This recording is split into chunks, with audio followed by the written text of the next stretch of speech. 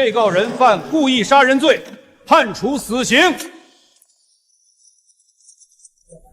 苏律师，您亲手将首富的儿子送进死牢，网上都说您是正义女神，您怎么看？听说对方开出天价请您翻案，您拒绝了，是真的吗？法律是捍卫群众的利器，不是富人逃避罪责的工具。我站在这里，只认事实，不认身份。那您接下来有什么打算？还会接什么案子吗？私人行程无可奉告。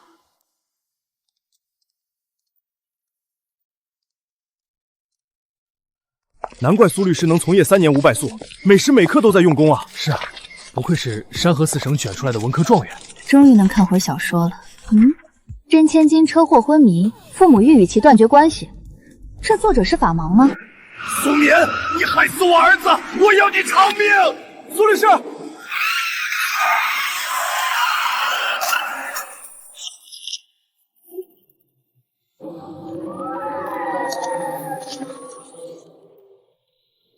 救救我！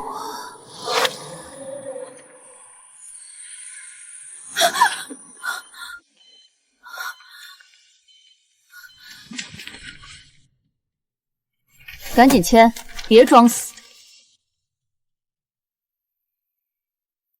你们是谁？装什么失忆？少用这种下三滥的手段争宠，赶紧签字！自愿放弃财产继承及相关权利声明书。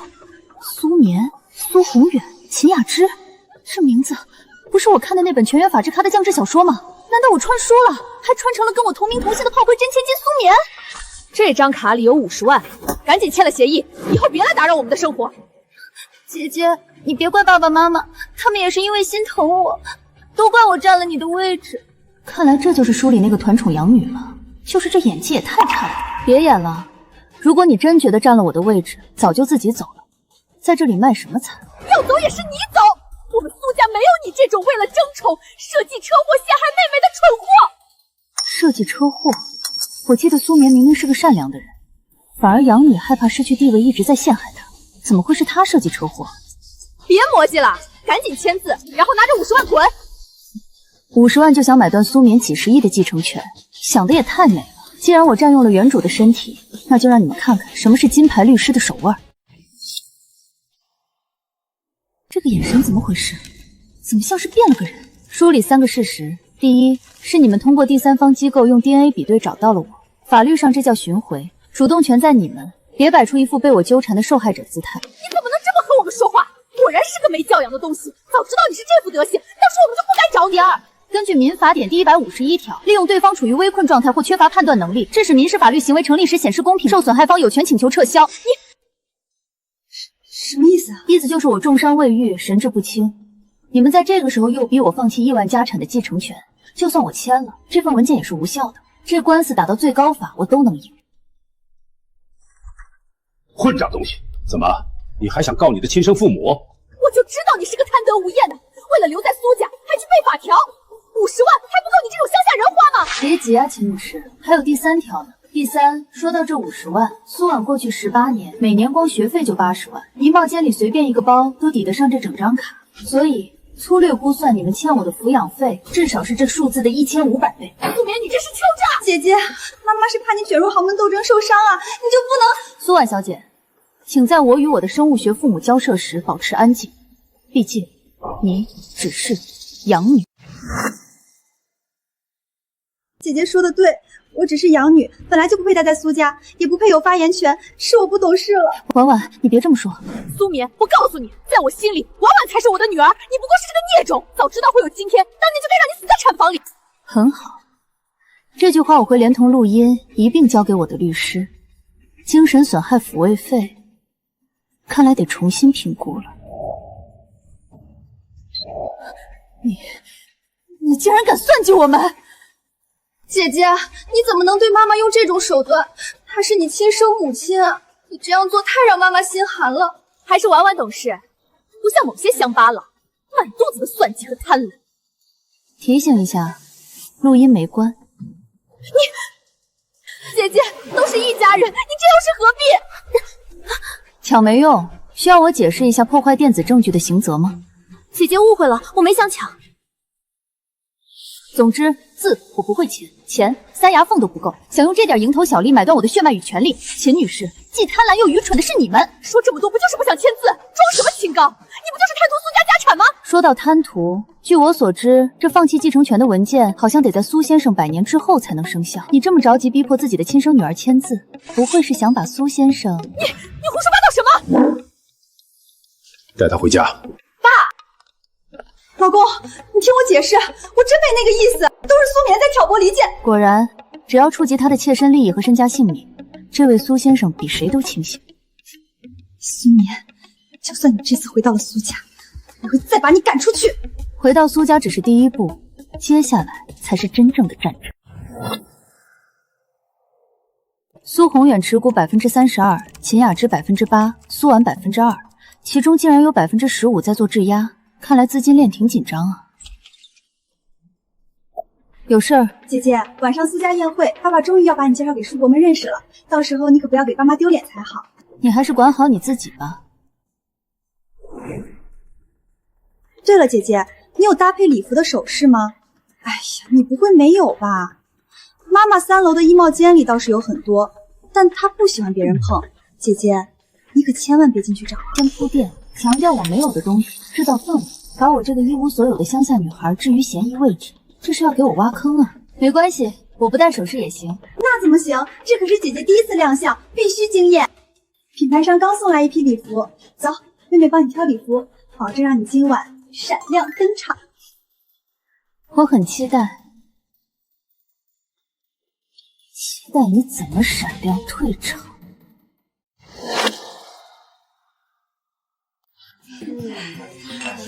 苏眠呢？怎么不见人啊？是啊，今天宴会还叫了这么多董事和合作方，马上开场了，迟到像什么样子？大伯父、二伯父别急，姐姐可能是第一次参加这种正式宴会，有点紧张，我们再等等她吧。果然是上不得台面的乡下野丫头，畏首畏尾的，真给我们苏家丢人。等会儿苏眠穿着不合身的礼服出来，肯定会被大家嘲笑。只要她在家宴上丢了爸妈的脸，她今天一定会被赶出苏家。天啊，那是谁？也太好看了吧！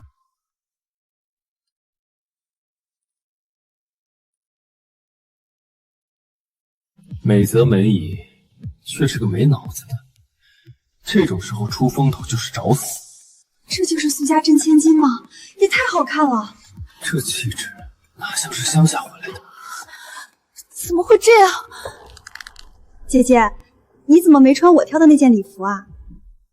尺寸有些误差，不过还是要谢谢妹妹，你的好意我记下了。姐姐，我从小学习服装搭配，你听我的，不会错的。这套礼服是最适合你的。你确定？当然，我们就订这套礼服了哈。我还要帮妈妈准备宴会用品，先走了。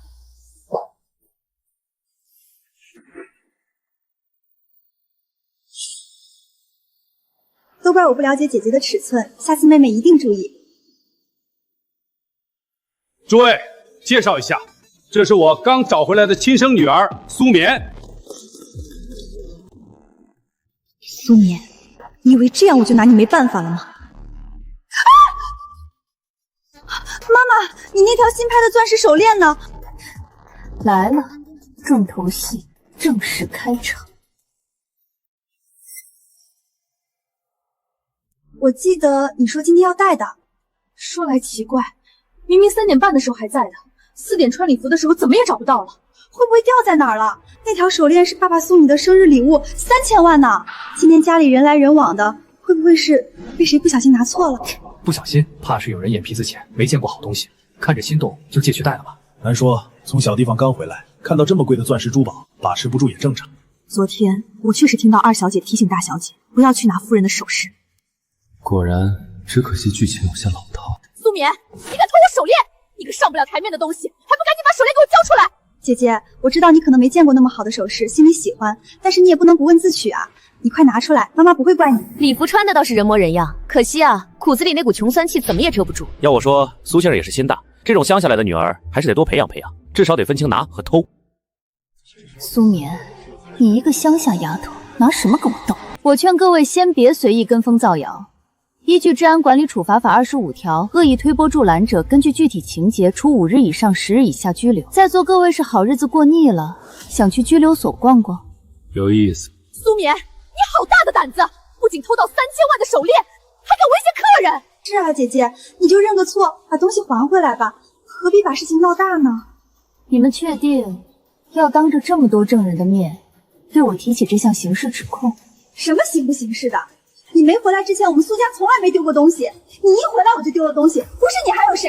妈，你别激动，当心气坏了自己身子。姐姐，你好好跟妈解释一下，兴许是你不小心拿错了，对吧？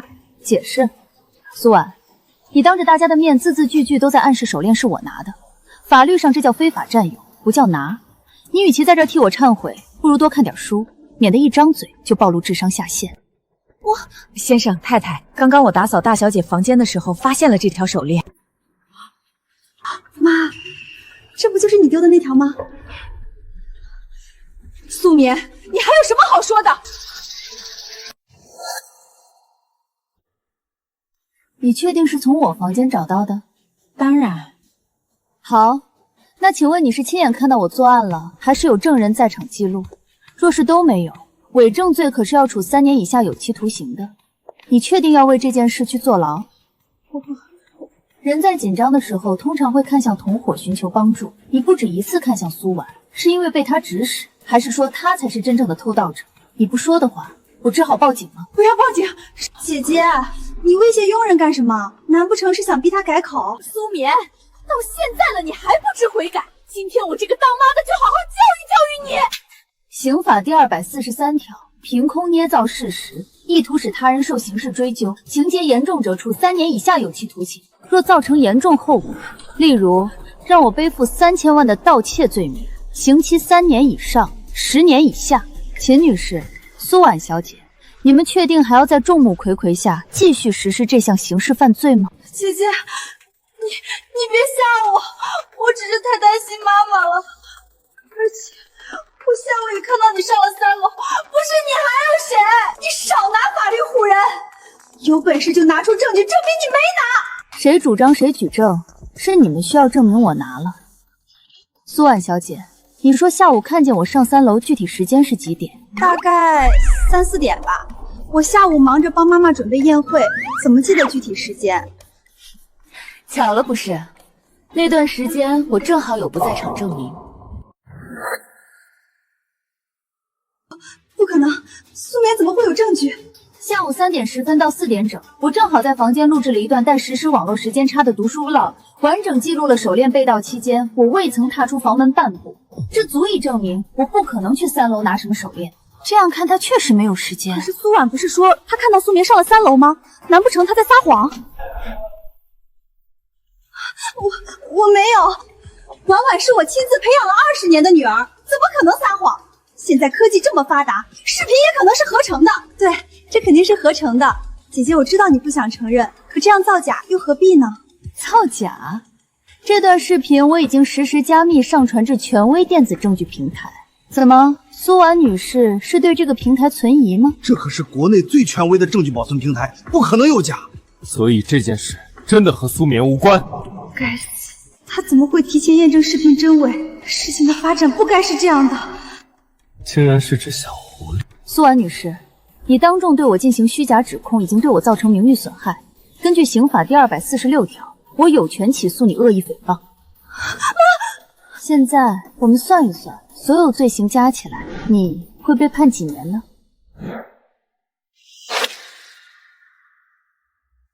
够了！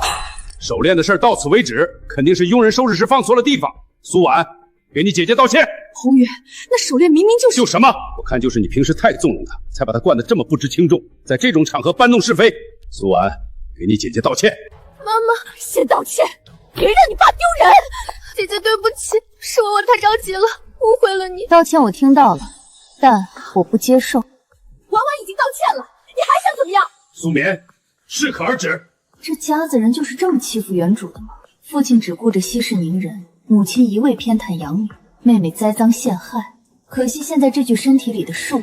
我的要求很简单：第一，依据民法典第1032条，自然人享有隐私权，以后未经我允许，任何人不得再进入我的房间。你一个乡下人要什么隐私？第二，苏先生需出具书面保证，承诺杜绝此类诬陷，否则我将视苏家纵容诽谤，并采取法律行动。毕竟3000万的涉案金额，量刑起点是10年。姐姐，你就这么恨我吗？恨到要毁了我？素颜，你非要彼此玩玩才甘心吗？闭嘴！还不是你们惹出来的烂事儿！还有什么一并说了吧。第三，也是最基本的一点，根据户口登记条例第6条，公民应当在经常居住地登记为常住人口。苏先生，我需要您在3个工作日内亲自把我的户口从乡下迁移回苏家。什么？苏棉回来这么久了，还没把户口迁进来吗？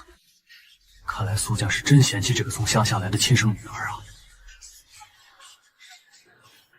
回来这么久，每次我提到户口，这些人就推三阻四，还不是怕我有了苏家的身份，觊觎苏氏股权吗？既然今天你们动手，那我就借力打力，达到我想要的目的。考虑好了吗？我的亲生父亲。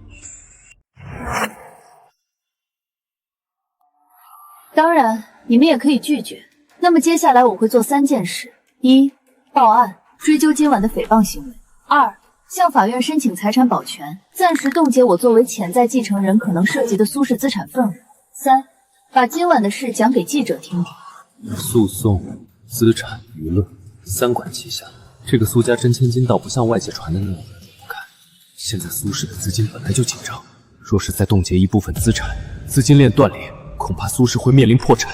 宏远，不能答应他，他就是得寸进尺。秦女士，提醒您一句，阻挠亲生女儿落户苏家，这属于变相剥夺公民基本权利。若走法律程序，这不仅涉嫌违反户口登记条例，更可能构成对公民人身权利的侵害。您确定要让自己背上法律责任，让苏家成为圈内的司法案例吗？行，3个要求都依你。很好。至于苏婉小姐的道歉，我录音留存了，这次我暂不追究，但若有下次，录音会作为证据出现在法庭上。苏婉小姐，你好自为之。这个贱人！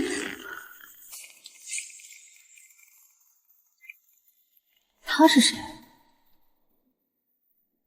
今天只是让你们见识一下我的能力，掂量一下对我下手的后果。户口只是游戏的入场券，我要的是整个苏氏。大小姐，老爷最近总带她应酬，二小姐是不是失宠了？你傻呀，股份在二小姐手里呢，这位有什么？股份确实也该想办法拿回来。姐姐最近真是风光，都成了爸爸的门面了。不过山鸡就算插上几根羽毛，也变不成凤凰。苏家真正的大小姐永远是我，而不是你这个上不得台面的乡野丫头。哦，对了，妈妈说顾家的年会只带我去，你这几天出尽风头又怎样？这种顶级场合，你还是只能在家待着。你苏棉只配做我的垫脚石。你说的对。你不生气？有什么好生气的？毕竟这么多年，名字写在户口本上的是你，站在聚光灯下的是你，拿着苏家股份的也是你。知道就好。但你知道什么最有趣吗？真正的主人从不需要反复确认自己的位置，只有借住在别人家的人才会每天提醒自己，这是我的家。苏婉，你不累吗？苏棉，你敢阴阳我？你不过就是个乡巴佬，狂什么狂？又吵什么？爸，姐姐她说我是外人。行了，你们姐妹好好相处，不要总是争吵。苏棉，顾氏集团年会点名邀请你参加，你准备一下。好。这怎么可能？顾氏年会去的都是顶级权贵，怎么会点名邀请你这个乡巴佬？证据留存成功。如果下次再让我听到你叫我乡巴佬，我就以侵犯我姓名权和人格尊严权起诉你。这样才乖吗？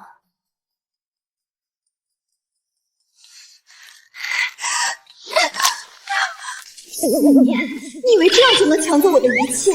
等着吧，明晚的年会我一定让你身败名裂！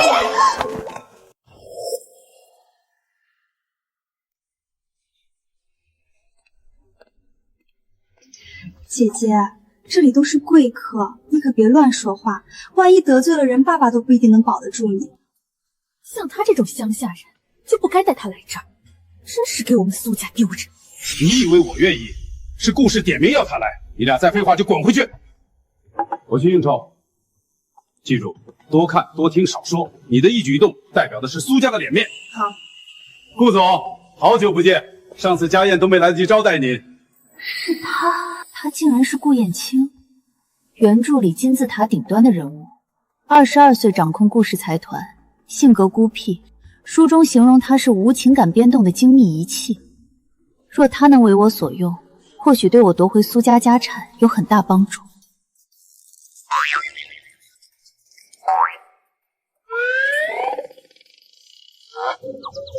姐姐，我敬你。以前是我不懂事，以后我们好好相处。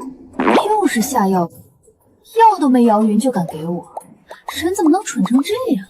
你妹妹都给你敬酒道歉了，你还摆什么架子？姐姐，该不会是连红酒都没喝过，不知道该怎么喝吧？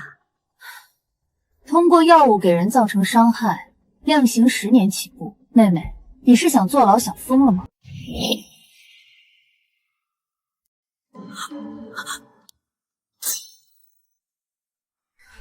苏冕，你胡说什么？这9年份牢，有点沉疖很正常。是吗？那我们就报警检测一下这沉淀物里有什么吧。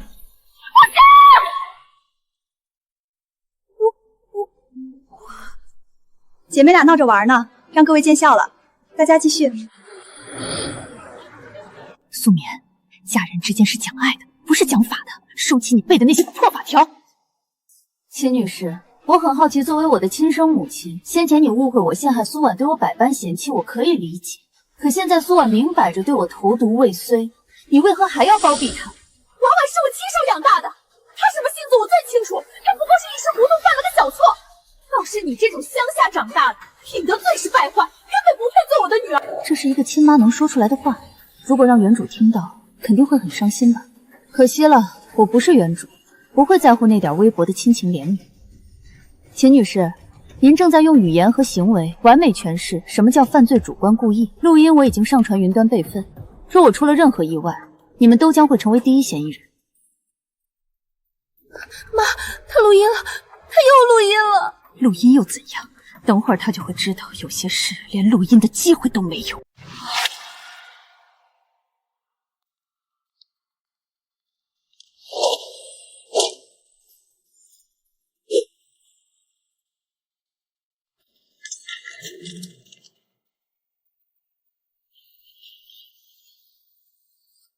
妈，我们找人打晕他，坏他声誉，会不会太过分了？我给他下药，也只是想让他出糗被赶出苏家而已。婉婉，你记住，成大事不能心软。可是没有可是，你是妈当年想尽办法也要生下来的孩子，我答应过你爸，会让你成为苏氏唯一的继承人。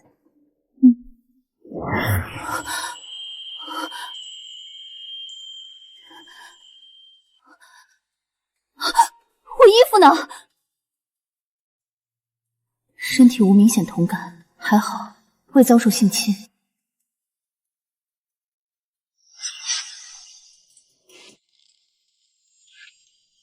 醒了。顾燕青，怎么是你？这里是哪里？我怎么会在这儿？这句话应该我问你。是他，顾总，我这叫人把他扔出去。等等，你先出去，我自己解决。是。顾总不是最烦这种意外惊喜吗？今天怎么？苏小姐，大晚上的穿成这样出现在我的床上，苏家就是这种家教。顾先生贼喊捉贼的演技，倒是比你在财经杂志上的扑克脸生动多了。有能力把我弄到这里还不惊动安保的人，在这酒店里用一只手都数得过来吧？还需要我排除几个嫌疑人吗？所以，你觉得我是主犯？根据刑法第238条，非法拘禁他人，处3年以下有期徒刑。看来顾总很想上明天的社会新闻头条。苏大律师，在你用法律条文指控我之前，先想一下是我色迷心窍绑架你可信，还是你想勾引我更可信？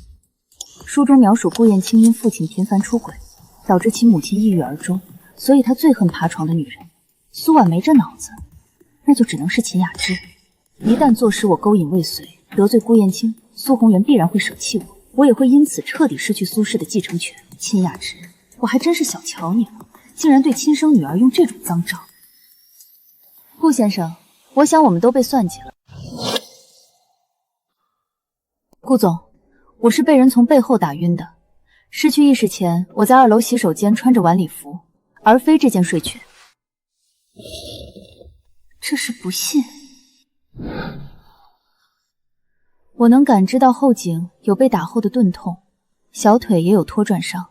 如果是我自己走进来的，不会有这种伤。还有最重要的一点，如果我真有能力躲过所有安保潜入这里，我会选择更高效的方式，比如在您的酒中下药。用这种爬床诱惑的低级手段，是在侮辱您的定力，也是在侮辱我的智商，更是高估了我的美貌。穿上。妈，姐姐好像喝多了，我看见她往客房区这边来了。天啊，她不会走错，打扰到顾总吧？什么？她敢闯顾总的房间？这个丢人现眼的孽障！人到了，苏小姐难道不躲一躲？妥多没意思，既然对方送了这么大一份礼，那不如就把这场戏唱得更大一些。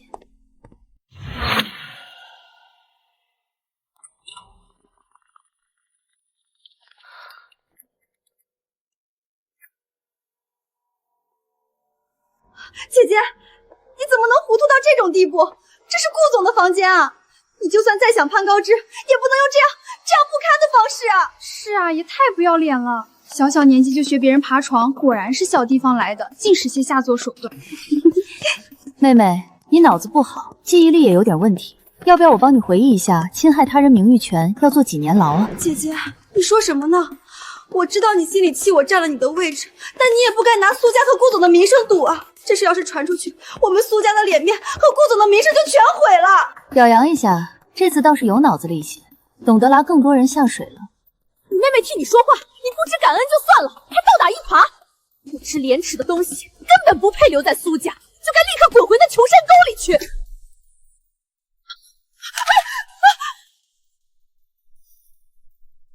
你还敢动手？你这个不孝女，我看你眼里是没有我这个亲生母亲了。亲生母亲，不分青红皂白就和养女一起诬陷亲生女儿的亲生母亲，我都有点怀疑我们的亲子关系是否属实了。姐姐，妈妈10月怀胎生下你，你走丢后她悲伤过度才领养的我。我知道你嫉妒妈妈爱护我，可你才是她血浓于水的亲生女儿啊！你怎么能这么说她呢？真是不孝！早就听说苏家的真千金一回来就要上户口抢家产，现在竟然还干出这档子下三滥的事儿。顾总最忌讳这些，苏家这次怕是惨喽。顾总，万分抱歉，实在是我苏宏远教女无方，家门不幸，竟出了这等丑事，污了您的眼睛。我这就把这个丢人现眼的东西赶出苏家。等一下，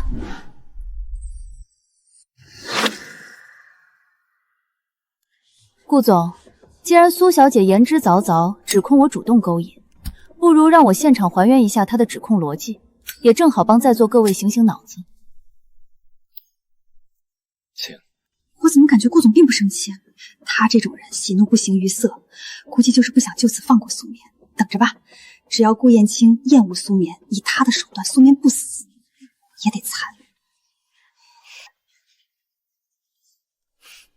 你指控我是来勾引顾总的，那我一定是自行走进这个房间的。现在，请苏万小姐解释一下，从宴客厅到这间客房，全程铺有地毯或抛光石材，请问哪一种地面材质能在赤足行走的状态下，在我的小腿外侧形成这种线性擦伤，且完美避开脚底、脚背及膝盖？这样看更像是拖拽伤。这位先生一看就很有生活常识，可惜我妹妹没有，所以唯一符合逻辑的解释就是有人打晕了我，然后将我拖了进来。我的小腿外侧在楼梯边缘摩擦，从而留下这种痕迹，而我的脚底因为未接触地面，所以干净。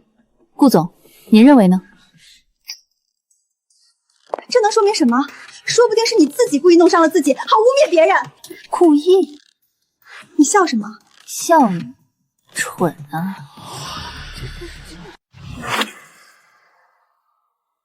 你难道不是吗？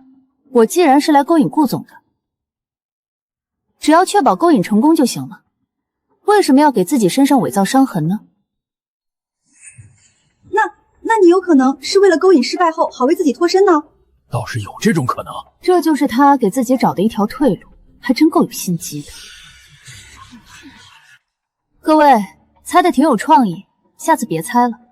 毕竟有个职业叫法医，如果你们愿意承担诽谤的后果，顾总应该能请到经验丰富的法医过来鉴定吧？当然。苏眠，你自己做下这种丑事儿，不知悔改也就罢了，还想把脏水泼到大家身上，你这恶毒的性子简直……秦女士，您的道德讲堂可以先暂停一下，不如我们再来聊聊这件睡衣吧。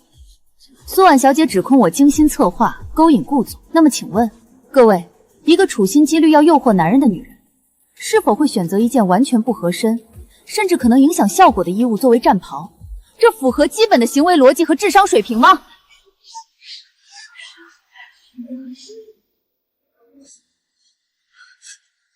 也许是你偷的，偷了这里为客人准备的备用睡衣。顾总，冒昧请教，您的私人客房内是否会常备这种尺码偏大、款式特别的女士睡裙作为客房标准品？你是在质疑我的品味？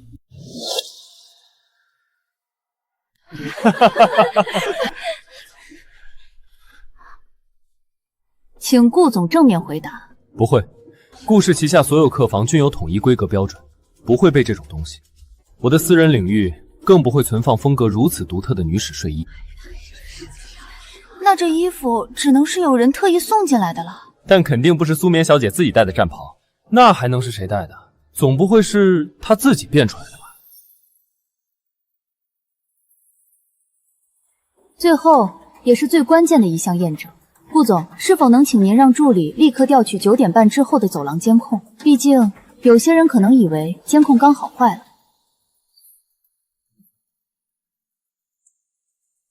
顾总，监控确实被破坏了，不过我们的人已经修好了，监控拿来了，直接播放。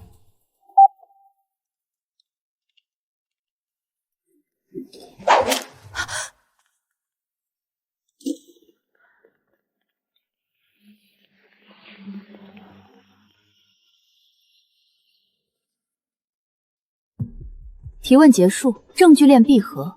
所以，苏婉，你口中那个自己跑来爬床的我呢？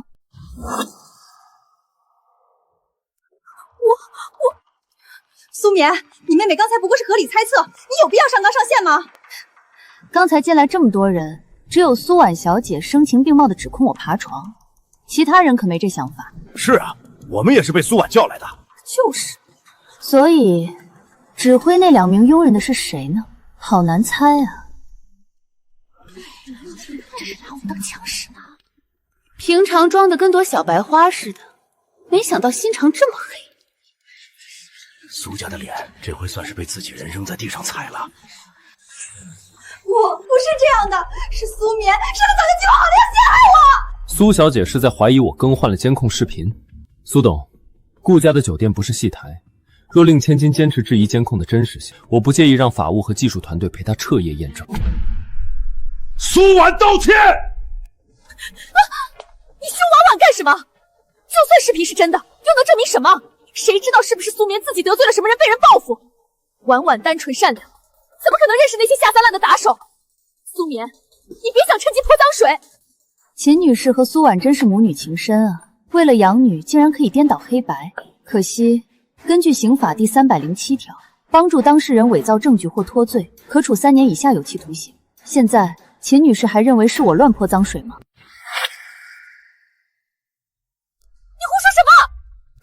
我胡说。顾总，从专业角度看，能在年会上精准定位我，然后避开监控获取门卡调度人员，她一个单纯的养女独立完成的概率有多大？场地是顾家的，但今晚的宴会执行团队全是苏家的人，除非有内部人员相助，否则概率为0。听到了吗？要么苏家和凶手是同伙，要么就是安保不严。承办顾氏年会本就是想借机和顾燕青搞好关系，没想到反而跟这件事撇不清了。这2个废物陷害别人也不做干净点，为了苏家的声誉，事情不能再闹大了。你们含血喷人，老公，你说句话呀！爸！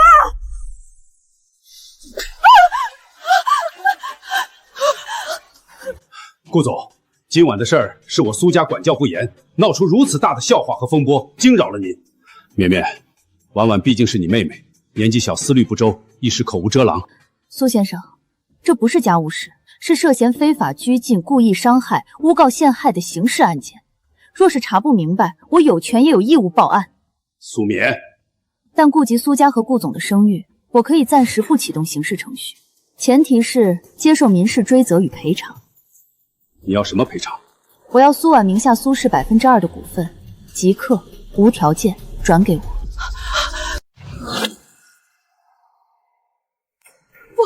凭什么？那是我的股份！爸妈，你们不能让他抢走我的股份！苏冕，你这是明抢！你一个刚回来的乡巴佬，凭什么张嘴就要拿走婉婉2%的股份？乡巴佬？到底谁才是乡巴佬啊？民法典第1183条，精神损害需量化赔偿，股份转让是依法索赔。若您质疑金额，顾总，顾氏的审计团队应该能在1小时内评估出苏氏千金的声誉价值吧？40分钟足够。需要我现场估算吗？届时恐怕就不止2%了。毕竟苏婉小姐一旦入狱，对苏氏股价的影响可不止这个数。宏远，你就眼看着他抢婉婉的股份？顾总，看来有些人不见棺材不落泪，我觉得有必要把证据甩在他们脸上。去，把那2个佣人找出来，让他们好好说。是。绝对不能让这事儿和苏家扯上关系，必须在事态失控前止损。不必了，顾总，既然今天的年会是我们苏家承办的，我一定会彻查清楚，到时必将上门给您送上欠礼。那苏小姐的赔偿，就按她说的办，我会让苏婉将2%的股份转给她。爸，苏宏远，你疯了！闭嘴！顾总要是没有其他事情，我就先带家人离开了。苏小姐留下，我还有事要谈。今晚多谢顾总主持公道。苏冕小姐，今晚这场戏我陪你演完了，你欠我一个人情，打算怎么还？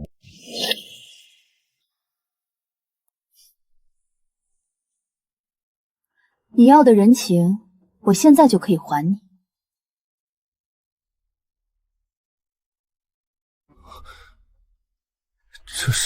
这是苏氏集团近3年来真正的现金流走向，如果被戳穿，后果您知道的。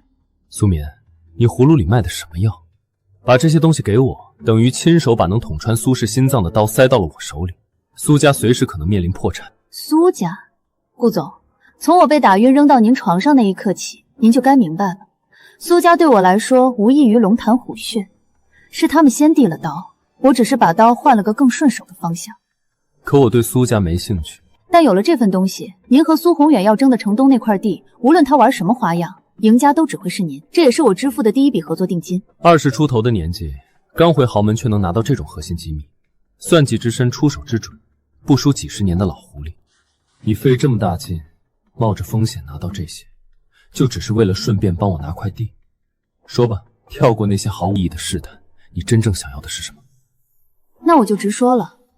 第一，帮我拿到苏氏集团。胃口不小。第二呢？第二，把那个碍眼的假千金，连同他那些上不得台面的手段，一起彻底清理出去。我要他在苏家，在海城，再也翻不起一丝浪花。野心够大，手段够狠，筹码够分量。成交吗？但城东那块地于顾氏而言可有可无。苏小姐觉得我有必要为了一块地把一个合作方案死吗？于顾氏确实是可有可无，但是于你本人呢？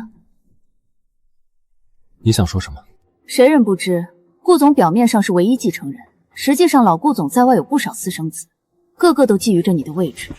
城东这块地虽算不上什么大项目，但能帮你稳住局势。好算计，成交。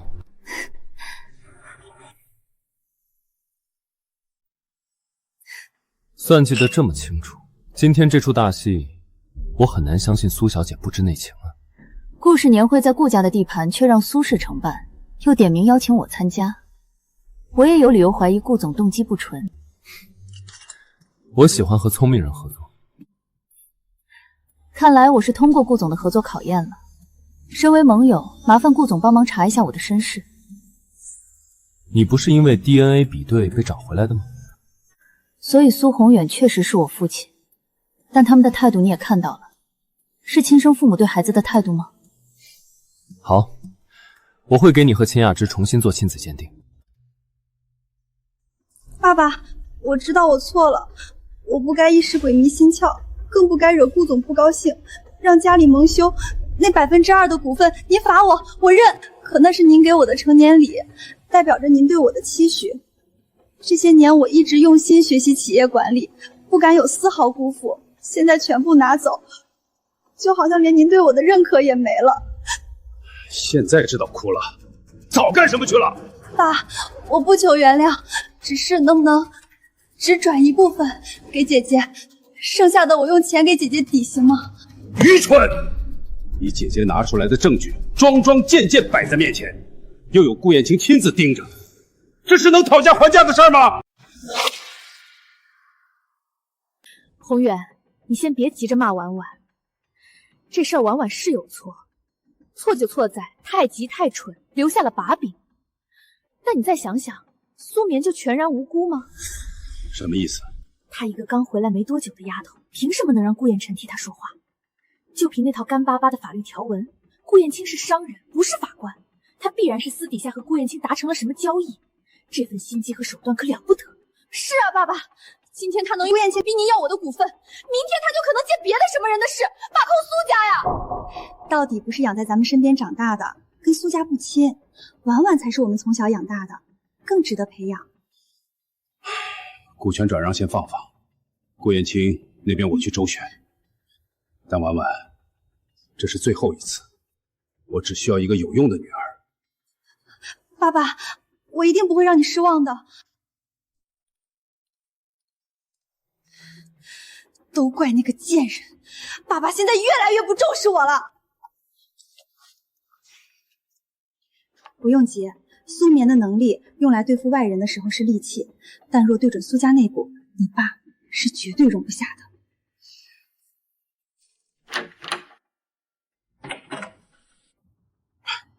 有顾燕青给你撑腰又怎么样？爸爸说了，股份不用转给你了，你输了。是吗？你不会真以为这件事苏宏铎说了算吧？你难道敢不听爸爸的话？苏婉，你的记忆只有7秒吗？我再说最后一次，这不是家庭矛盾，是刑事案件。那2个佣人顾燕莹已经审过了，结果是什么？你自己知道。你不是说不追究了吗？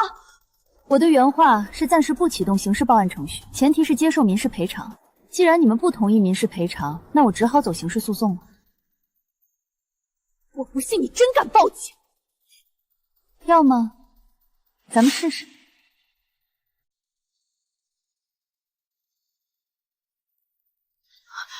妈，那2人的尾款是从我的副卡转的，一查就……蠢货，连尾巴都扫不干净。股份我们转，早这么干脆不就好了？何必浪费大家时间？对了，我耐心有限，明天下午5点前我要看到签好字的股权转让协议，逾期的话我们法院见。到时候我要的可就不止2%了，毕竟我的时间很贵。知道了。妈，我们真的要给他吗？先给他2%算什么？你爸手里的股份才是大头。您是说爸爸会把股份转给我？我会想办法。你最近什么都不要做，尤其别再招惹苏眠。还真是个好妈妈，就是不知道你亲爱的女儿守不守得住。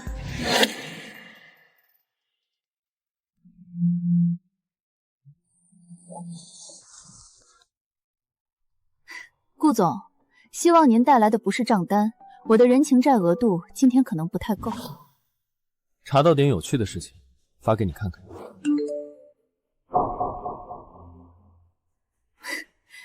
有意思，我竟然真是他们亲生的。遗憾地说，你父母只是单纯的不喜欢你。顾总，你可真会安慰人。我只是在做个铺垫，毕竟接下来的话更伤。你的车祸不是意外，是谁做的？你应该猜到。果然如此，看来我得算算揭穿这件事，我可以获得多大的好处了。要想唱好这场戏，得需要一个大点的戏台。秦雅芝的生日快到了，我会亲自搭起这个戏台。这场戏我很期待。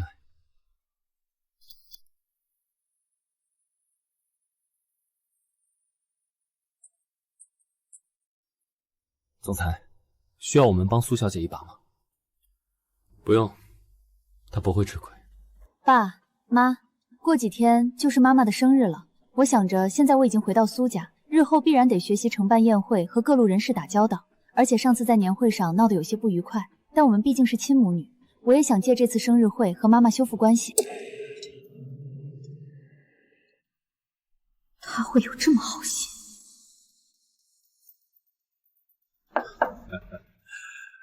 难为你还特地去记你妈的生日，行，交给你去办。好，这次我会多请些媒体。夫妻恩爱，家庭幸福，不仅有助于爸爸亲民企业家的形象，也能扩大苏氏的曝光度。这个主意不错。老公，苏棉第一次承办，难免会有地方不清楚，要是哪里出了问题，对苏家影响也不好，不如让婉婉一起。行，那就一起。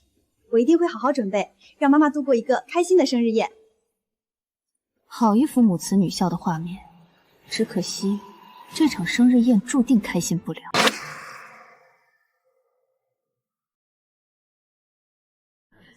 苏太，生日快乐！是李记者啊，欢迎。苏太，最近圈子里有些风声，说苏董似乎更属于刚找回来的大小姐苏棉参与公司事务，将来苏氏的继承人可能会有变，不知您对此怎么看？竟然想利用记者制造舆论，取代婉婉，苏棉，你还是太嫩了点儿。我们苏家一向公正，继承人这么大的事，自然是各凭本事。我作为母亲，对孩子们都是一视同仁，从未说过要把什么单独给谁。说的没错，婉婉18岁就在公司历练能力，自然没话说。是啊，雅芝说的对，婉婉这孩子心性稳重，是接班人的料子。大伯、二伯过奖了。秦女士说的对，继承人的确要看能力和品行，这一点我国民法典继承编以及公司国中都有明确规定。姐姐，没想到你这么明事理，竟然愿意将苏氏拱手让给我。不过就算你不让，这苏氏也不会是你的。但法律同样规定，继承权应基于合法有效的亲属关系，换句话说就是你不配。姐姐，你这是什么意思？荒唐！当年你意外走失，我伤心至极，才决定收养婉婉。婉婉虽然是养女，但也是光明正大上了户口的，而且法律规定养子女养有同等继承权。你想用这个剥夺她继承人的资格，对吗？苏婉是苏家养女的事，我们都知道，又不是什么新鲜事，也值得你拿出来说。就是，养女有能力继承苏家，总比让这个乡巴佬把苏家败光了强。开公司当然是为了赚钱，把公司给养女也没错。哪有把自家公司给外人的道理？亲生女儿还在这儿呢。养子女和亲生女儿都有继承权，这可是法律规定的。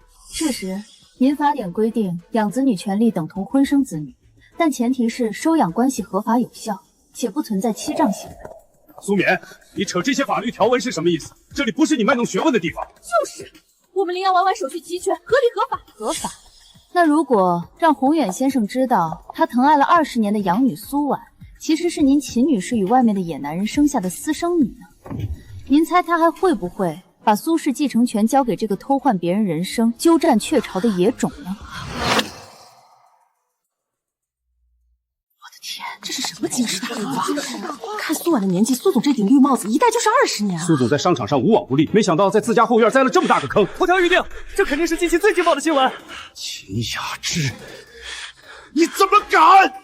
老公，你不要听这死丫头胡说，婉婉是我们收养的孤儿啊，她的收养手续是你亲自过目的，你忘了吗？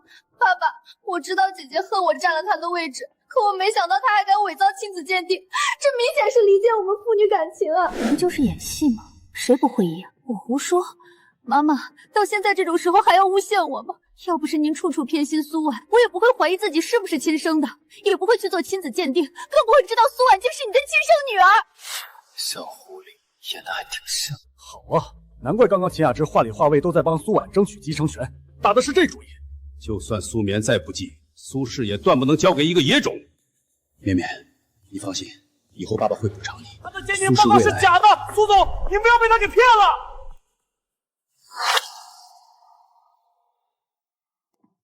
苏总，刚刚我在门口都听见了。本来您的家务事我不便插手，可我在苏家干了20多年，心里早就把您和夫人当成自家人。我实在是不想让您受到蒙骗，也不愿夫人受着不明之冤。王司机，你这话是什么意思？苏总，昨天大小姐让我开车去医院，我担心大小姐生病，就跟了上去。没想到我一进去就看到大小姐偷偷买通了医生，伪造了那份亲子鉴定报告。我还亲耳听到了她说，只要成功把苏婉小姐赶出去，等她拿到家产，就给医院捐款1000万。什么？苏棉居然买通医生伪造鉴定报告，这也太恶毒了吧！1000万啊！为了赶走养女，独吞家产，真是豁得出去。姐姐，你的心怎么这么狠啊？你把这些莫须有的罪名扣在妈妈头上，是要逼死她吗？如果是因为我你才变成这样好，我走，我现在就离开苏家，求求你放过妈妈吧！婉婉要走的不是你，而是苏棉这个畜生。红月，你看看清楚，这就是咱们的亲生女儿，她为了家产，连亲妈都敢污蔑，这种畜生你还留着干什么？够了，苏棉，你真是让我太失望了！把这个孽种给我拖出去，扔出苏家！从今天起，她不再是我苏宏远的女儿。是。你就没想过，今天宴会上都是海城顶级名流，层层安保，你一个司机却能轻而易举地走进宴会厅，是因为什么呢？为了让你们一家3口团聚，我可是费了好大的心思呢。容我重新给大家介绍一下，这位王大海先生就是秦雅芝女士的出轨对象，也是苏婉小姐的亲生父亲。这还得谢谢你啊，秦女士。你怎么会？我怎么会知道？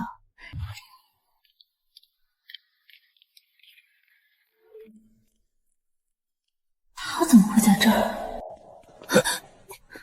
我想死你了！什么时候才不用这么偷偷摸摸的呀？快了，生日宴当天我会引导大家选婉婉为苏氏继承人，只要婉婉顺利拿到股份，我们一家人就可以团聚了。天啊！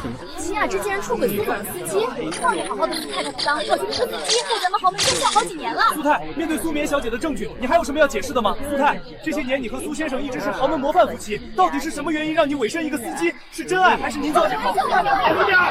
这里交给宏远，咱俩赶紧回公司，同时让信息部时刻盯着网上，对苏氏不利的言论一旦出现，立刻删除。走。秦雅芝，宏远，你听我解释。这一切都是苏棉为了夺取家产设的局啊！我刚才忘了说，这些亲子鉴定报告都出自顾氏旗下的顾氏医院。顾总，他们说你们医院出具的亲子鉴定报告是假的呢。秦女士，如果你对我顾氏出具的亲子鉴定持怀疑态度，大可以报警。我也很想知道，污蔑顾氏医院声誉要承担什么法律责任。对啊，顾氏医院出了名的纪律严明，苏棉刚回苏家，怎么可能苏买顾氏的女儿？那他出轨司机的事儿是真的？贱人，你还有什么可狡辩？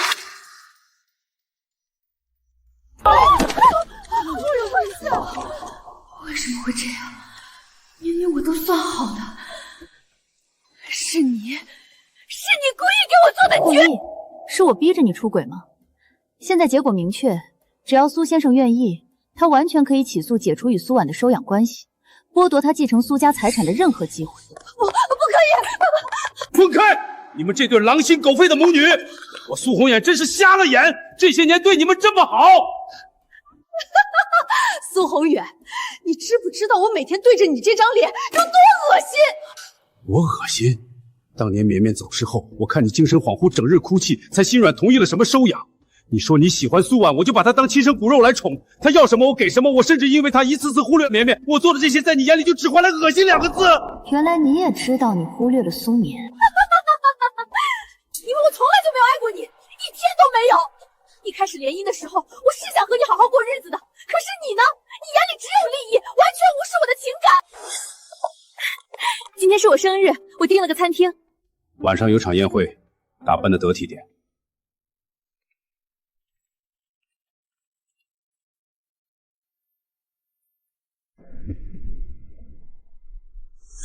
就因为这样，我好吃好喝养着你，就因为我没给你过生日，你就出轨？养？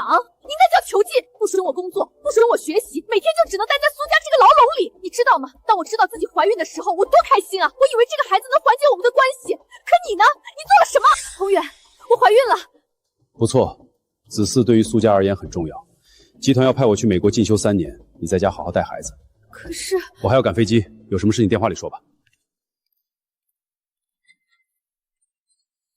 我就这么一个人产检、生孩子、带孩子，你知不知道我得了很严重的产后抑郁？我甚至想带着孩子一起死，可看到他对我笑的时候，我又不忍心。家里这么多佣人陪着你，供你使唤还不够吗？非要我在？可他们不是我的丈夫，孩子也不是我一个人的。要不是有大海关心我、照顾我和孩子，我根本撑不到现在。那你可以申请离婚，用法律途径帮助自己。离婚？你问他敢吗？苏秦两家都是有头有脸的大家族，我们的婚姻从来都不是自己能做主的。是啊，所以我想这辈子为自己做次主。我有了大海的孩子，看着和你越长越像的女儿，我就越发觉得恶心。凭什么我的真爱见不得光，她却能占着苏家大小姐的名分？所以，秦女士，你的意思是，当年我的走失并非意外，对吗？是又能怎样？刑法第261条，遗弃罪。如果我想，我可以让你在牢里待够5年。遗弃？你自己说的，做事要讲证据，明明是你自己乱跑走丢的，跟我有什么关系？时隔多年，直接证据缺失，仅凭他此刻的口供，缺乏旁证，确实难以立案追诉。但这不代表没有别的账可算。毒妇，你就是个披着人皮的毒蛇！绵绵她当时才多大，你怎么下得去手？绵绵，是爸爸对不起你啊！你对不起的不是我，是真正的苏眠。可惜他已经死了。现在说开了也好，我和大海是真爱，婉婉是我们的亲生女儿。以后我们一家3口就可以光明正大的在一起了，我们会很幸福。幸福？恐怕你的美梦做到头了。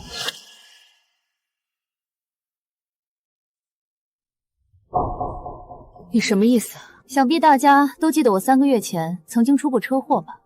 经警方和技术部门排查，确认是有人故意损坏了刹车系统，而这个人就是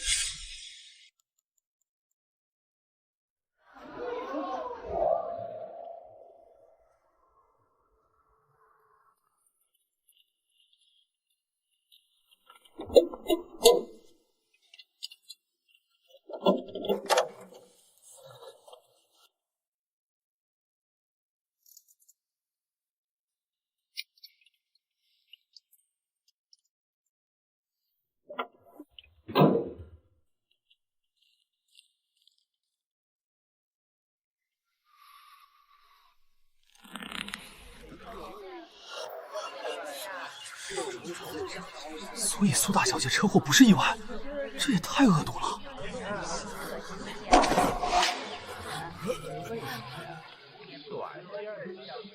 如果不是她命大，恐怕早就死了。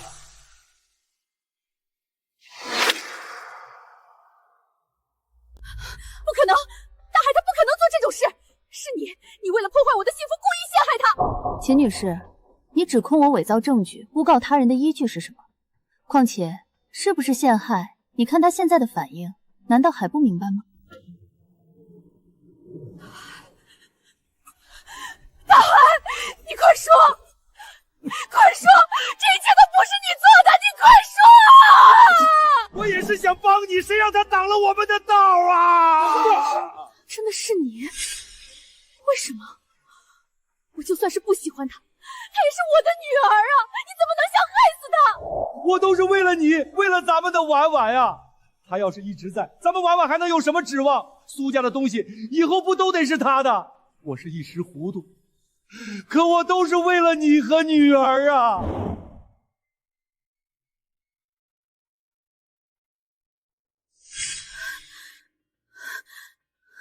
苏眠，他毕竟是为了我和婉婉才鬼迷心窍，你就原谅他吧，他不能坐牢。秦女士，苏眠也是你的女儿，要她无条件原谅加害她的凶手，你还算一个母亲吗？不是无条件的，只要你肯撤案，我名下所有的苏氏股份都可以转给你。妈，你答应过我，那些股份都是留给我的。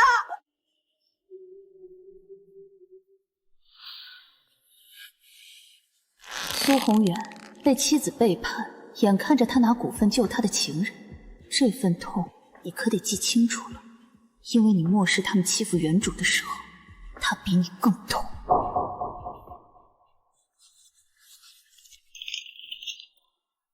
签字吧，将你名下所有的苏氏股份全部无条件转赠给我。妈，他连文件都提前备好了，这分明是个圈套，你不能让他得逞啊！婉婉，那是你爸，我非救不可！给你，字我签了，现在立刻撤案！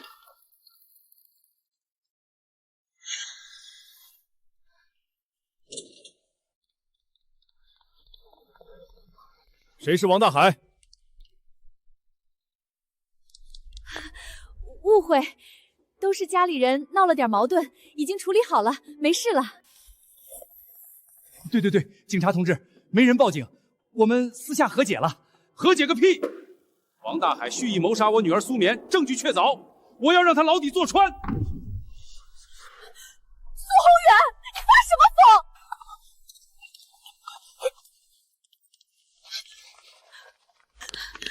绵绵，你刚才明明答应我了，快告诉警察这是误会。答应？我答应过你什么具体条款吗？秦女士，口头承诺在法律上视为无效协议。你想耍赖？我全程在场，只听到秦女士你自愿将股份无条件赠与苏棉。至于苏棉小姐，她从未做出任何撤案承诺。你们合起伙来算计我！算计？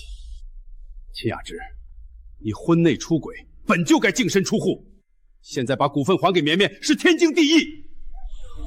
这位女士，请不要妨碍公务。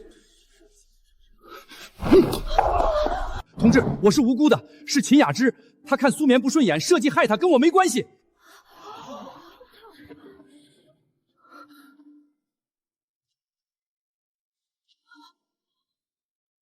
你说什么？秦女士，你看看这个，或许就清楚了。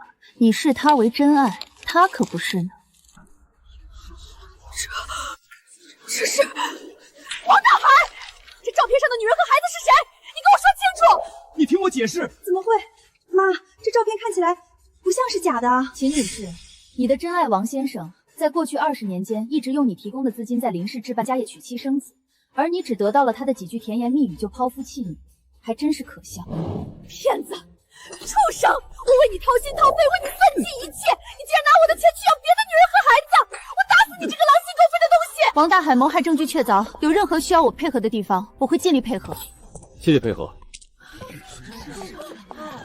秦雅芝，看清了吗？这就是你背叛家庭、舍弃一切追求的真爱，真是报应不爽，大快人心。今日苏家内部变故让诸位见笑了，但我希望今日所见所闻，走出这扇门后，各位能全部忘掉，否则苏氏集团的法务部将会非常忙碌，明白吗？这里大局已定，我就先走了。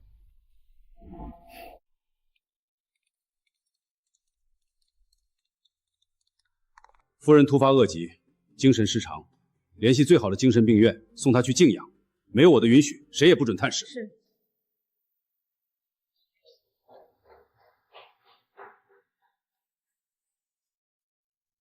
绵绵，以前是爸爸糊涂，被那对母女蒙蔽了双眼，亏待了你。从今往后，你就是爸爸唯一的女儿，苏家的一切都是你的。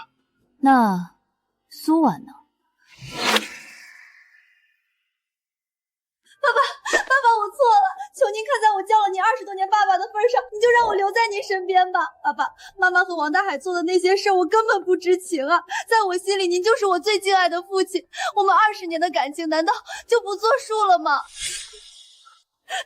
婉婉，妻子出轨背叛都能暂且放一边，先心疼起养女来了，原主到死都没等来这份心软，真是讽刺。绵绵，你看这婉婉，她毕竟也是无辜的，而且叫了我这么多年爸爸。姐姐，我知道是我拖了你20年的人生，我本不该再待下去。可是爸爸他年纪大了，我只想留下来照顾他，报答他的养育之恩。报答养育之恩？我看是舍不得荣华富贵的生活吧。姐姐，你怎么能这样想我？我真的只是想陪在爸爸身边。爸爸，绵绵，婉婉也是一片孝心，她毕竟在我们苏家这么多年，一下子赶出去，外人看了也不像话。既然你不忍心，那我就帮帮你。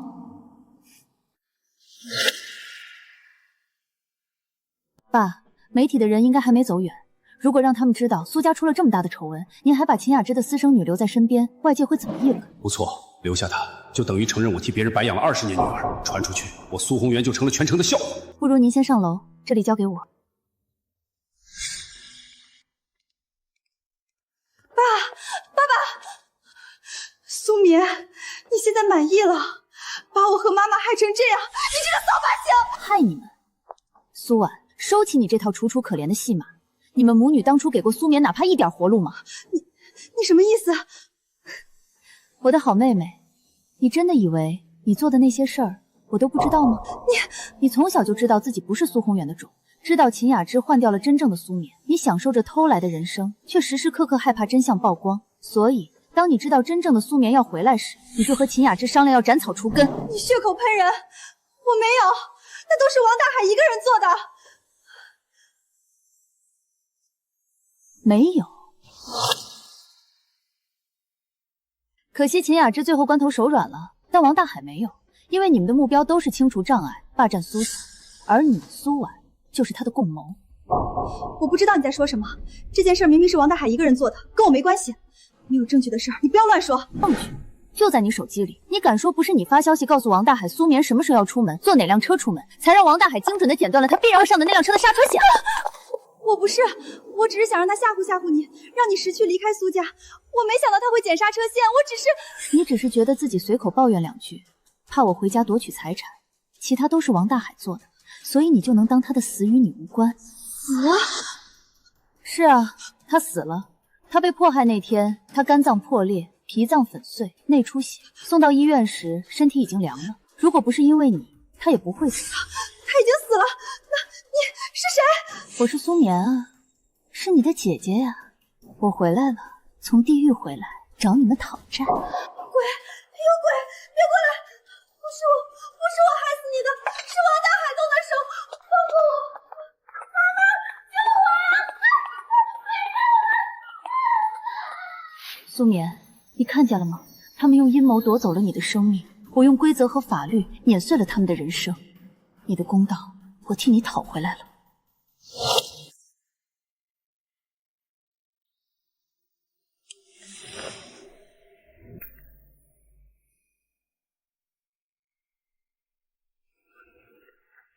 这是报酬，事先说好的。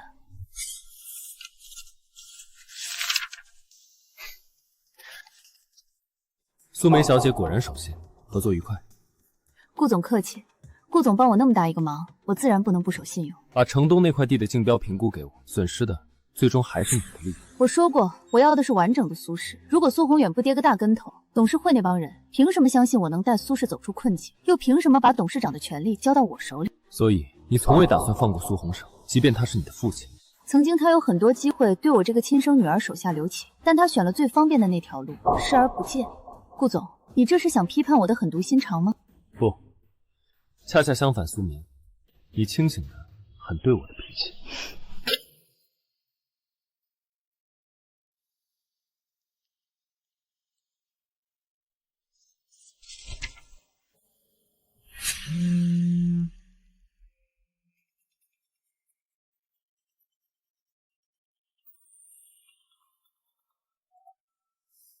苏眠，你上次提供的那份苏氏竞标底价评估，确定是内部文件？不是，盗取商业机密是刑事犯罪。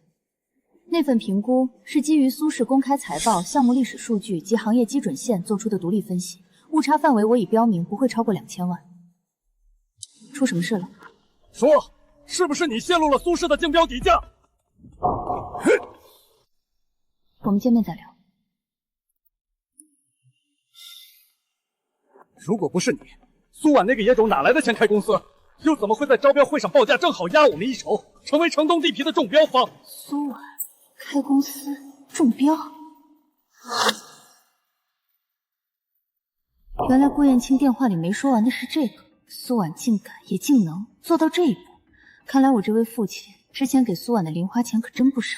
二伯，发生什么事儿了？怎么吵得这么厉害？绵绵，你来评评理，你爸他是不是糊涂了？秦雅芝和那个野种把他害得还不够惨，他居然还私下奸计苏婉，让他拿了我们的商业机密去另立门户，反过来咬苏氏一口。我说了，不是我是有过心软，想让他留在苏家，但是我怎么可能糊涂到给那个野种钱和竞标底价？我疯了吗？宏远，你现在情绪不稳，判断力也屡屡加错。为了苏氏的未来考虑，我认为你暂时不适合再担任集团总裁的职务。大哥，你这是要夺我的权？绵绵，你现在是集团第2大股东，头脑清晰，判断力也够。你有没有意愿提前进入公司管理层，熟悉业务？绵绵进公司，我也同意。虽然过程和我预料的不太一样，结果却差不多。苏氏还是让苏红月亲自送到了我手里，就是他们两个怎么会这么轻易把苏氏让给我？罢免我，让这个黄毛丫头顶替我的位置，你们是不是忘了？我手里握着苏氏最多的股份，我才是第1大股东。哼，股份多不代表你可以肆意损害公司利益。苏氏这次因为苏婉直接损失近100亿，就算不是你直接导致的，那也是你管教无方。而且绵绵是你的亲生骨肉，这段时间他处理秦雅芝丑闻的手段，我们都看在眼里，有手腕，懂法律，沉得住气，让他来管理公司，我们觉得比你现在这种状态更靠谱。绵绵，你的意见呢？我听2位伯父的安排，为苏氏尽力。这才回来几天，就迫不及待要抢帮夺权了？你眼里还有没有我这个父亲？爸，这无关亲情，间接导致商业机密外泄的人是您，不是我。我说了我没有。如果不是您，我请问苏婉哪来的钱开公司，又哪来的竞标底价？我怎么知道？大哥、二哥，苏棉就是乡下回来的野丫头，只会背一些法律条款，懂什么商场博弈？让她当总裁，不出3个月，苏氏就会沦为业界笑柄。既然您质疑我的能力，那我们不妨打个赌。如果我能把苏氏因为这次失误损失的100亿资金重新赚回来呢？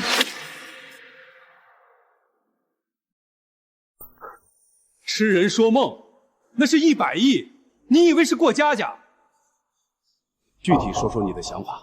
大哥，你别被他忽悠了，他从小在乡下长大，能有什么商业眼光？我记得城北新区那块综合用地，上个月因竞标者均未达到开发资质要求而流拍了，原著里那可是块大肥肉。那又怎样？那块地的开发门槛高得离谱，需要极其雄厚的资金链和顶尖的综合体运营经验，我们苏氏根本达不到要求。不然你以为为什么流拍？苏氏单独达不到，但如果我们与顾氏集团联合竞标呢？资质互补，利益共享。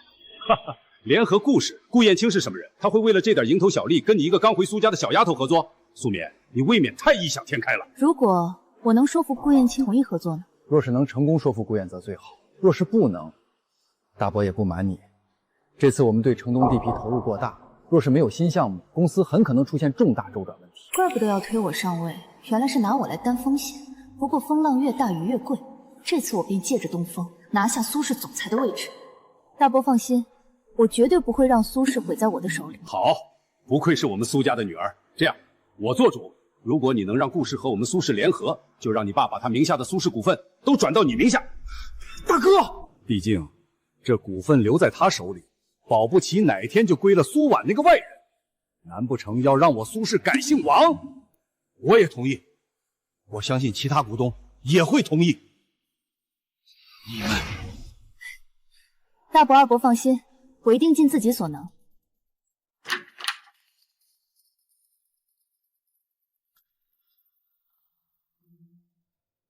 顾总，我需要一个解释。顾总是怀疑这次竞标失败是我和苏婉联手做的局。听说苏小姐即将上任苏氏总裁，而苏婉刚创业就拿下了城东地皮。眼下看来，无论苏家内部如何，最终利益似乎都流向了你们姐妹手中，这未免太耐人寻味。顾总就没想过，或许您审视的方向错了，真正的漏洞可能就在您认为最不可能的地方。他在我身边10年，经手核心事务无数，从未出过纰漏。顾总，集团刚发来紧急通知，关于本次核心竞标底价泄露导致重大失利一事，董事会要求您即刻暂停手头所有职务，接受调查。想借题发挥让我下台，他们以为我还是当年那个任由他们摆布的继承人？恐怕这次由不得您了，顾总。你说什么？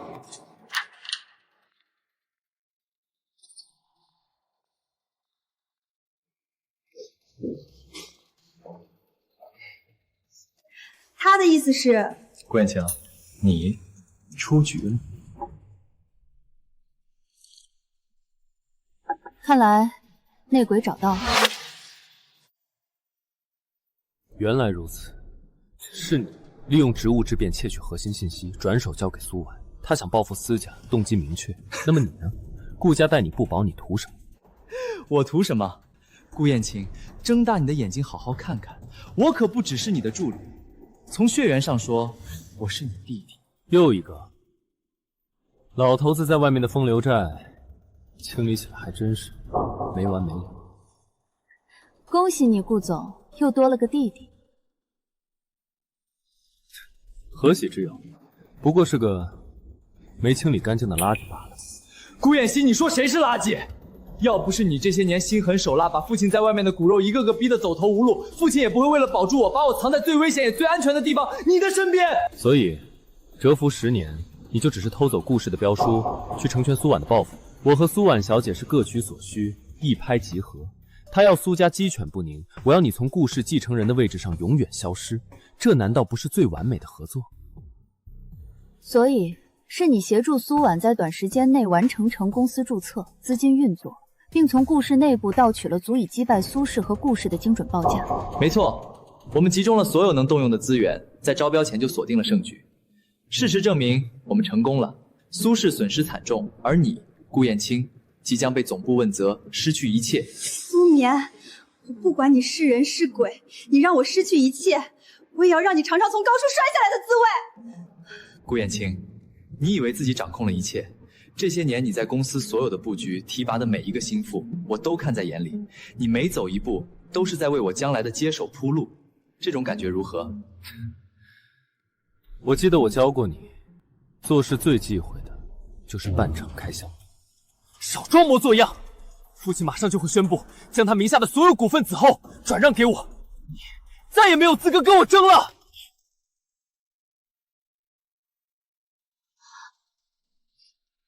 恐怕要让二位失望了。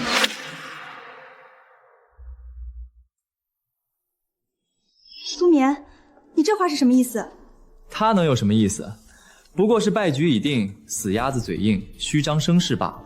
提醒二位，合法安装的监控设备，其音视频可以作为诉讼证据。你刚才亲口承认了通过职务便利窃取顾氏集团核心商业秘密的全过程。不可能！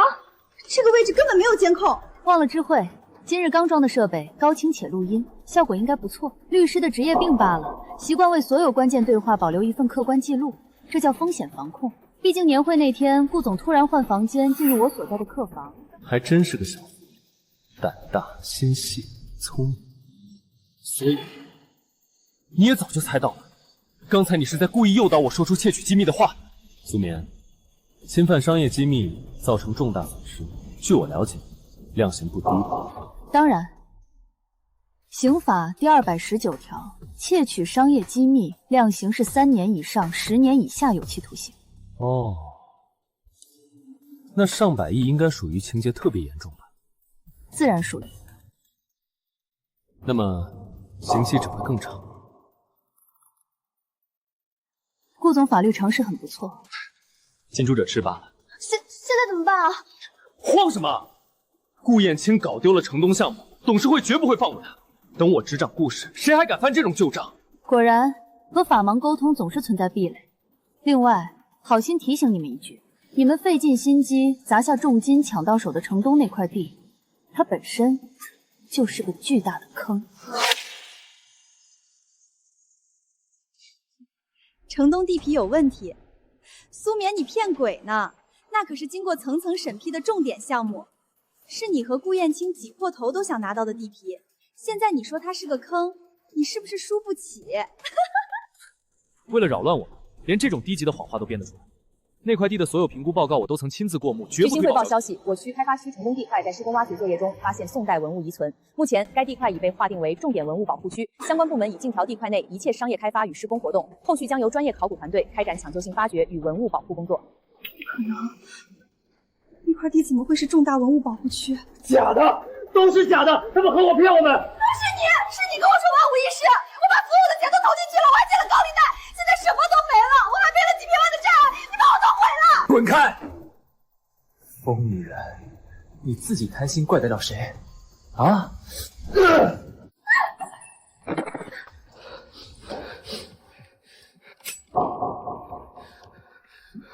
顾燕青，都是你！我完了，你也别想好过，一起死吧！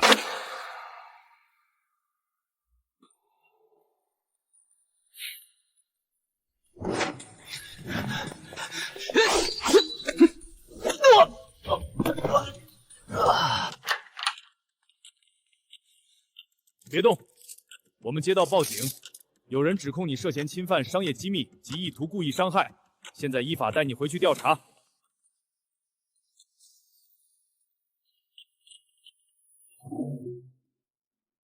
苏小姐，刚才退得挺快。自保是本能，况且我对顾总的身手充满信心，贸然上前岂不是妨碍您发挥？他，你打算怎么处理？他，眼下最要紧的应该是如何应对即将压垮他的巨额债务。被追债的日子漫无边际，想必比任何惩罚都更能让他体会什么叫代价。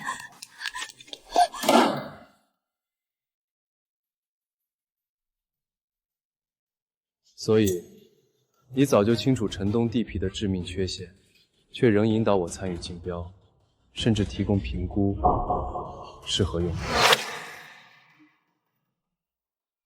商场如战场嘛，更何况顾总刚才面对助理的背叛，冷静的异乎寻常。商业机密泄露、竞标失败，似乎都在您意料之中，甚至是计划的一环。你说的对，商场如战场，我总得谨慎点。顾燕青果然是原著里站在金字塔顶端的人，我靠的是知晓剧情，而他仅凭手腕与洞察就已将所有人置于棋局之中，这份掌控力可怕又可敬。苏总就没别的想说的了？这里有一份新的合作项目提奥，顾总或许会有兴趣。城北新区，看来苏总胃口不小啊。那就看顾总给不给饭吃喽。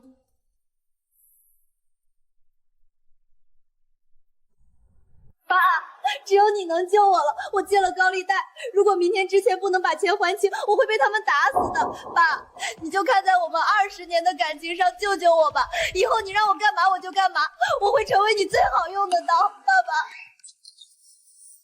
他恐怕没有那个能力帮你还钱了。苏眠，我们好歹是亲姐妹，你不帮我就算了，凭什么阻止爸爸帮我还债？你知不知道外面那些人是怎么逼我的？帮你？凭什么帮你？是我逼你借的高利贷吗？你已经成年了，做事之前麻烦动动脑子，想想后果，而不是只会让人帮你收拾烂摊子。用不着你说教，爸爸不会不管我的。爸爸，我已经拿到了顾氏的合同，按照约定，我将成为苏氏最大的股东。你找他帮你还钱，还真得先问我同不同意。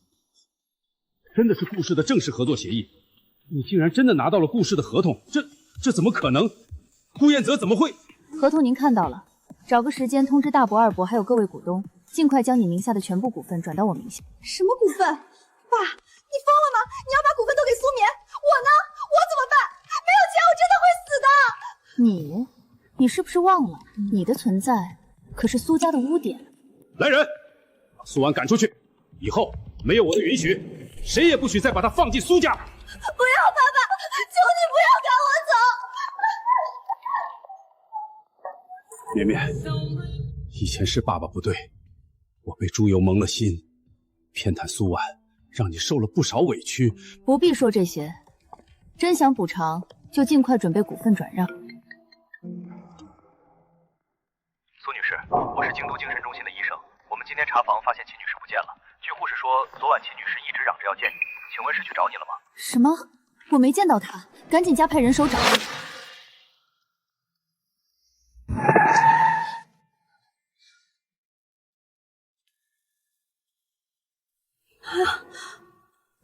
怎么会是妈？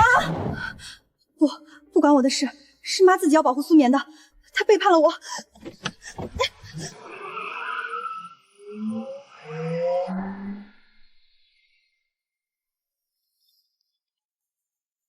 这里是苏氏祭司门口，有个女士被撞了。对，帮我报下警。苏婉蓄意杀人逃逸，拆牌号是黑62026，她正在前往江东路。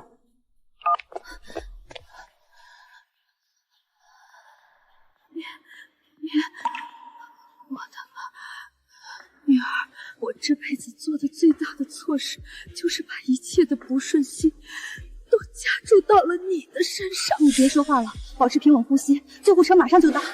秦雅芝，你这份母爱来得早些，或许真正的苏敏就不会死。我们已经尽力了。也许死亡对你来说也是一种解脱吧，不用再被仇恨折磨，不用再面对那些你亲手种下的恶果。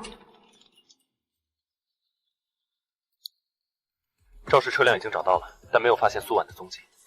那就引蛇出洞，他不是要我的命吗？那就让他来拿。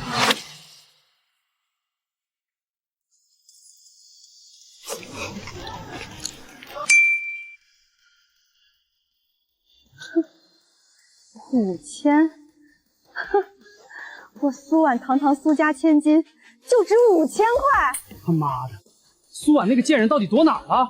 欠老子那么大笔钱还敢跑？要是警察先逮着他，老子的钱就全打水漂了。分头搜他跑不远，抓住后先废他一条腿，看他还敢不敢跑。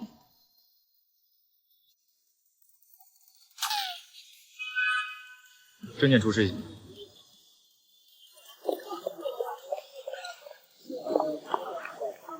与顾氏集团正式达成战略合作，股价应声大涨。与此同时，苏宏远先生正式宣布卸任苏氏集团董事长职务，苏眠启女士将成为苏氏集团最大的股东，全面。你们倒是父母情深，凭什么我要像一只丧家之犬？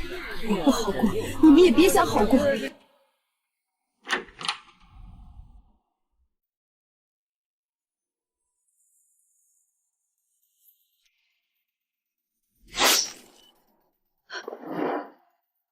人呢？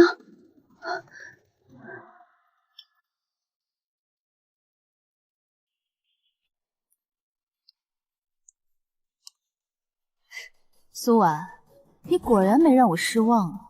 我等你很久。是你，这一切都是你布的局。从亲子鉴定到王大海被抓，到我被高利贷追债，还有今天引我过来，全都是你设计好的。这些还算不上是局。我再怎么说也是你亲妹妹，你为什么要对我赶尽杀绝？这话你得问你自己啊！如果一开始你对我心存善意，也不会走到今天这一步。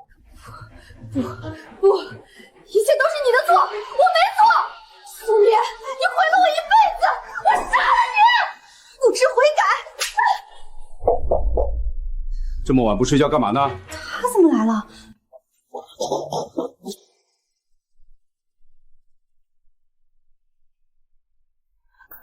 爸爸，连你也要护着她。哼，她是我女儿，我不护着她，难道护着你？可我也是你的女儿，我教了你20年的爸爸，你就忍心这么抛弃我吗？你不是，你只是个野种，你的存在时时刻刻提醒着我被戴了20多年的绿帽子。那还不是你活该！既然你和妈一样非要护着苏眠，那你们一家就去地府团聚吧。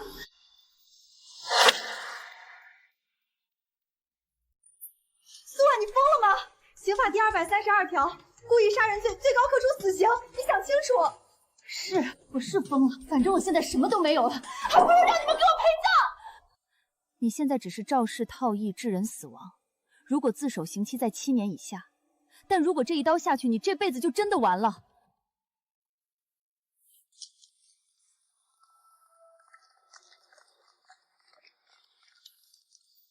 苏婉，别再错下去，去自首吧。错？我有什么错？错的是你，你占了我的位置，抢了我的家产，还夺走了爸爸妈妈对我的爱。如果不是你，我会做到今天这个地步吗？好，是我的错，你先冷静，我们有话好好说。笑话，你一个司机的野种，也配要我苏家的家产？你说什么？想活命就闭嘴！有什么不能说的？野种就是野种，只会用这种威胁人的手段。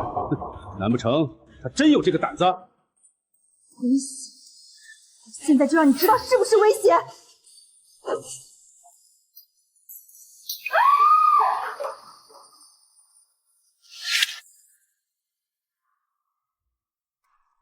我杀人了，我不是故意的，不是我。你没事吧？受伤了没有？我没事。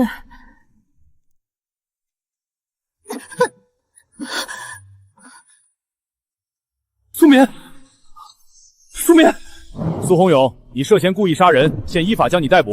我不要坐牢，是他自己摔的，我只是轻轻推了一把，不关我的事。有什么话到警局再说，你有权为自己请律师辩护。叫救护车！快叫救护车！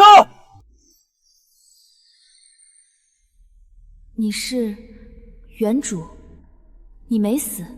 本来我是应该死了的，但你的到来救了我，保住了我一缕魂魄。谢谢你，谢谢你做的一切。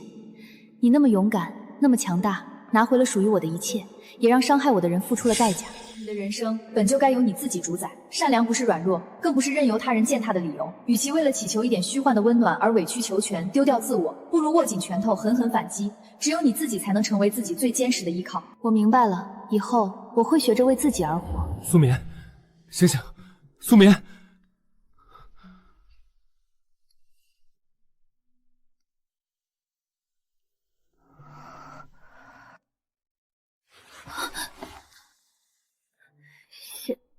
谢谢顾总。不对，他不是我认识的那个苏眠。